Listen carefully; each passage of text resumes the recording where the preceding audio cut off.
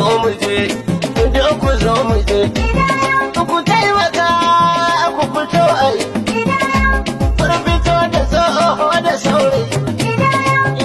Gida ma'aikatan mu za su yi, da ni da kai, kuma da ke da shi, da ku da su, da sanar da su. Su zam cikin shiri in karayi babu su, da ban arzikin kasa karayi babu su. Lokaci, ga lokacin ka ya zo mu yi lokaci, domin tana da riba gaba za mu ci, don albarkacin kasa za mu taho mu ci. Rashin sanin hakan kuma shiga firgici, sai an kama dai ai ta kula ku ci. Ku fito mu je, su ma su fito mu je, ki fito mu je, kai ma ka fito mu je.